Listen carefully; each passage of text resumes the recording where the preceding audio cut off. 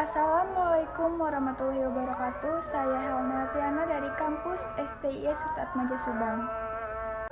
Video ini dibuat untuk memenuhi tugas Bahasa Indonesia dengan dosen pengampu Bapak Panji Agniato.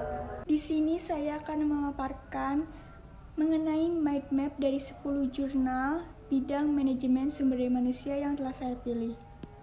Mind map di sini berisi tentang teori apa saja sih dari isi jurnal tersebut. Berikut penjelasannya.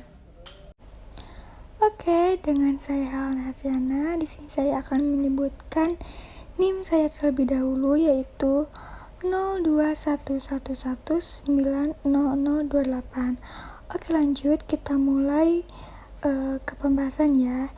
Di sini saya mengambil bidang manajemen sumber daya manusia. Apa sih manajemen sumber daya manusia itu? Manajemen sumber daya manusia atau bisa disingkat dengan MSDM, yaitu suatu ilmu atau cara bagaimana mengatur hubungan dan peranan sumber daya tenaga kerja yang dimiliki oleh individu secara efisien dan efektif serta dapat digunakan secara maksimal sehingga tercapainya tujuan atau goals bersama perusahaan, karyawan, dan masyarakat menjadi maksimal. Manajemen sumber daya manusia ini didasari pada suatu konsep bahwa setiap karyawan adalah manusia, bukan mesin, dan bukan semata menjadi sumber daya bisnis. Nah, unsur utama MSDM ini adalah manusia. Pastilah tentunya manusia, karena kan di sini juga manajemen sumber daya manusia.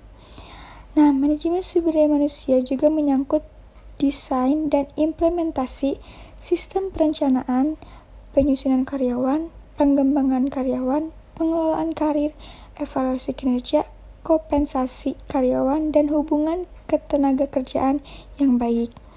Manajemen sumber daya manusia melibatkan semua keputusan dan praktik manajemen yang mempengaruhi secara langsung sumber daya manusianya. Nah, ini penjelasan dari manajemen sumber daya manusia. Oke, kita lanjut ke pembahasan mengenai mind map dari 10 jurnal. Yang pertama, ini ada jurnal dari Haji Edi Sutrisno yang berjudul Pengaruh Pengembangan Sumber Daya Manusia dan Kepribadian Terhadap Kompetensi dan Prestasi Kerja Karyawan pada PT Barata Indonesia di Gresik. Di jurnal ini memiliki 4 teori. Yang pertama yaitu pengembangan sumber daya manusia, pengembangan kepribadian, kinerja karyawan atau prestasi karyawan, dan kompetensi. Pengembangan sumber daya manusia ini dilihat dari meningkatkan kualitas profesionalisme, meningkatkan keterampilan, dan meningkatkan pengetahuan. Lalu pengembangan kepribadian ini dilihat dari cara meningkatkan totalitas. Dan kinerja karyawan atau prestasi karyawan ini dilihat dari hasil kerja yang dilakukan seseorang dalam suatu organisasi.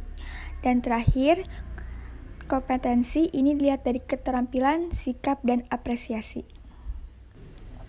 Lanjut, jurnal yang kedua dari Jainul Arifin Noor yang berjudul Pengaruh Budaya Organisasi, Komitmen Organisasi, dan Motivasi Kerja Terhadap Kepuasan Kerja dan Kinerja Karyawan, yang menjelaskan teori budaya organisasi dan komitmen organisasi, motivasi kerja, prestasi kerja, dan kepuasan kerja. Budaya organisasi dan komitmen organisasi dilihat dari mempengaruhi komunikasi, pengambilan keputusan, pola kepemimpinan, mencapai tujuan-tujuan organisasi, dan memuaskan konsumen. Motivasi kerja dilihat dari mempengaruhi kinerja karyawan atau kepuasan karyawan. Prestasi kerja dilihat dari penilaian kerja karyawan, dan yang terakhir kepuasan kerja dilihat dari perusahaan dan diri karyawan. Lanjut dari jurnal Ida Aju Brahmanarati yang berjudul Pengaruh Kinerja Produk, Pelayanan, dan Sumber Daya Manusia Terhadap Niat Pembelian Ulang Melalui Citra Perusahaan dan Kepuasan Pelanggan PT Asuransi Jiwasraya, yang menjelaskan teori kinerja sumber daya manusia, kinerja produk, citra perusahaan, kinerja pelayanan, kepuasan pelanggan, dan niat pembelian ulang. Kinerja sumber daya manusia dilihat dari kualitas, ketetapan waktu, pengawasan, efektivitas, dan dampak interpersonal. Kinerja produk dilihat dari bebas dari kekurangan stok, memenuhi permintaan pelanggan, dan kualitas dan kepuasan pelanggan. Lalu citra perusahaan dilihat dari reputasi perusahaan. Kinerja pelayanan dilihat dari kemampuan, sikap, penampilan, perhatian, tindakan, dan tanggung jawab. Kepuasan pelanggan dilihat dari hubungan baik dengan pelanggan, pelayanan yang baik, memberi garansi tidak bersyarat. Lalu yang terakhir, niat pembelian ulang dilihat dari pelanggan yang puas pasti akan kembali lagi. Lanjut dari jurnal Sri Iswati yang berjudul Pengaruh Komitmen Profesional, Tipe Kepribadian, Gender terhadap Kepuasan Kerja Akuntan Publik. Nah, ini menjelaskan teori tentang komitmen profesional, gender, kepribadian, dan profesi akuntan publik. Komitmen profesional dilihat dari tingkat loyalitas individu pada profesinya, lalu dilihat lagi sebuah kepercayaan terhadap tujuan-tujuan dan nilai-nilai dari profesi, sebuah kemauan untuk menggunakan usaha yang sungguh-sungguh guna kepentingan profesi, dan sebuah kepentingan untuk memelihara keanggotaan dalam profesi. Lalu yang kepribadian ini dilihat dari perilaku, kadar stres atau beban kerja, dan kinerja seseorang. Lalu profesi akuntan publik dilihat dari pemegang saham, kantor pajak, calon investor, kreditor, dan karyawan. Lanjut dari jurnal Sosiawan Makmun yang berjudul Pengaruh Gaya Kepemimpinan, Budaya Organisasi, dan Pengembangan Karir pada Komitmen Organisasi dan Kinerja, yang menjelaskan teori tentang komitmen organisasi dan kerja, budaya organisasi, kepemimpinan, dan karir. Komitmen organisasi dan kerja dilihat dari gaya kepemimpinan, budaya organisasi, dan pengembangan karir. Lalu budaya organisasi dilihat dari perilaku kebiasaan normatif, yang dilihat lagi dari integritas, tanggung jawab, kedisiplinan, dan orientasi hasil. Kepemimpinan dilihat dari gaya paksaan, otoraksi, afiliasi, kecepatan, demokrasi, dan pelatih. Lalu karir dilihat dari pengembangan karir dan dilihat lagi dari cara mewujudkan kebutuhan kerja dan tujuan organisasi.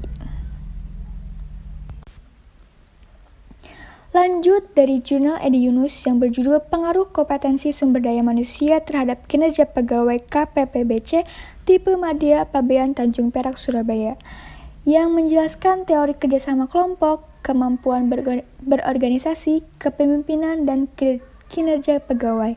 Kerjasama kelompok ini dilihat apakah berpengaruh terhadap kinerja manajer, lalu kemampuan berorganisasi apakah ada faktor penentu kesuksesan, lalu kepemimpinan dilihat dari cara pendorong kinerja karyawan, dan yang terakhir yaitu kinerja pegawai dilihat dari kompetensi kinerja, kriteria pekerja, penilaian kerja, dan interaksi antara motivasi dan kemampuan.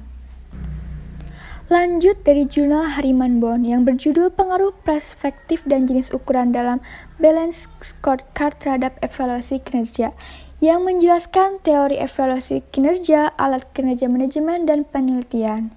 Nah, alat kinerja manajemen ini dilihat dari apa sih yang berpengaruh positif terhadap kinerja organisasi, lalu penelitian ini ada eksperimennya, lalu apa sih hasil dari eksperimen ini, penggunaan finansial dan finansial umum dan non-finansial umum. Lanjut jurnal dari Sri Hartini yang berjudul Hubungan Orientasi Pasar, Strategi Bersaing, Kewirausahaan Korporasi, dan Kinerja Perusahaan, yang menjelaskan teori tentang perusahaan, lingkungan bisnis, kegiatan ekonomi, dan pengukuran kinerja. Perusahaan dilihat dari cara berorientasi pasar, cara kinerja perusahaan, strategi bersaing, kewirausahaan perusahaan. Lalu lingkungan bisnis dilihat dari bagaimana perusahaan besar itu berorientasi dan perusahaan kecil. Lalu kegiatan ekonomi dilihat dari persaingan global, dan yang terakhir pengukuran kinerja dilihat dari keuangan dan non-keuangan. Lanjut dari jurnal Haryati yang berjudul Peran Mediasi Kinerja Proses Internal atas Hubungan Strategi Inovasi dengan Kinerja Keuangan, yang menjelaskan teori tentang pengukuran kinerja dan pengendalian. Pengukuran kinerja dilihat dari cara tolak ukur perencanaan, pengendalian, evaluasi, tunggal, komprehensif, keuangan, dan non-keuangan. Keuangan dan non-keuangan dilihat lagi dari cara perspektif pelanggan, perspektif internal, dan perspektif pembelajaran dan pertumbuhan. Perspektif pelanggan ini dilihat lagi dari cara kinerja pelanggan, perspektif internal dilihat lagi bagaimana cara kinerja proses internal. Lalu pengendalian dilihat dari cara evaluasi, analisis, perbaikan kerja alur bisnis, dan proses realistis tugas. Proses realistis tugas ini dilihat hasil dari proses pengendalian dan hasil dari proses internal. Lanjut yang terakhir dari jurnal Jacinta Desita Patveto yang berjudul Job Relevant Information Desentralisasi dan Partisipasi Anggaran Terhadap Kinerja Manajerial yang menjelaskan teori tentang perusahaan, penelitian, dan penggunaan informasi. Perusahaan diadakannya anggaran lalu dilihat dari alat bantu kinerja dan peningkatan kinerja manajerial. Lalu penelitian diadakannya uji empiris, lalu dilihat hasil dari kinerja manajerial, job relevant information, dan penyusunan anggaran kinerja manajerial. Lalu penggunaan informasi dilihat dari tingkat perekonomian, keuangan, dan pemasaran. Nah, itu tadi penjelasan mengenai mind map dari 10 jurnal yang saya cari. Jadi kesimpulannya itu dari masing-masing mind map dari 10 jurnal yang saya cari, alur teori dari manajemen sumber daya manusia menjelaskan tentang kinerja karyawan, kepuasan karyawan, peningkatan kinerja karyawan terhadap perusahaan, dan pengukuran kinerja karyawan. Penjelasan dari 10 mind map dari 10 jurnal bidang manajemen sumber daya manusia. Semoga video ini bermanfaat dan bisa membantu kalian. Saya Helena Triana pamit undur diri. Mohon maaf bila ada kesalahan. Wassalamualaikum warahmatullahi wabarakatuh.